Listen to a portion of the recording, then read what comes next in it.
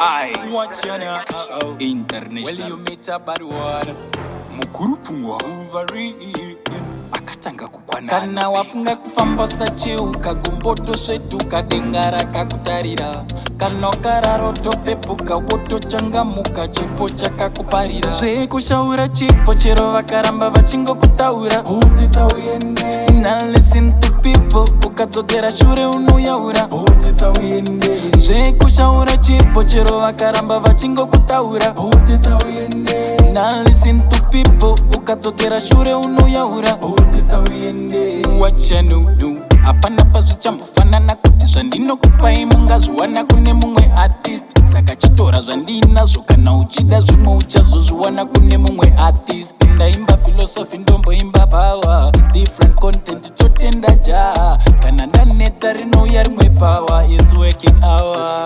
Kushaura chipo chero vakaramba vachingokutaura. Utita uyende. Now listen to people ukadzokera shure unoyaura. Utita uyende. Kushaura chipo chero vakaramba vachingokutaura. Utita uyende. Now listen to people ukadzokera shure unoyaura. Utita uyende.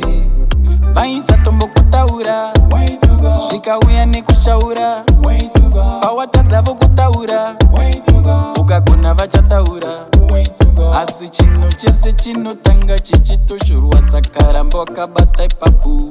Pane moto tototanga nekutozorwa. Asi hatingadzime kushaura chipo chero vakaramba vachingokutaura. Utita uyende. Now listen to people ukadzokera shure unoyaura. Utita uyende.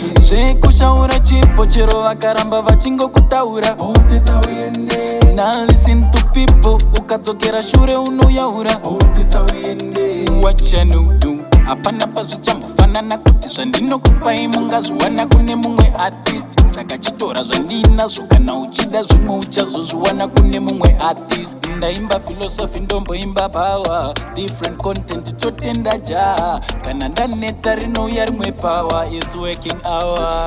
Kushaura chipo chero vakaramba vachingokutaura. Utita uyende. Now listen to people ukadzokera shure unoyaura. Utita uyende. Kushaura chipo chero vakaramba vachingokutaura. Utita uyende. Now listen to people ukadzokera shure unoyaura. Utita uyende.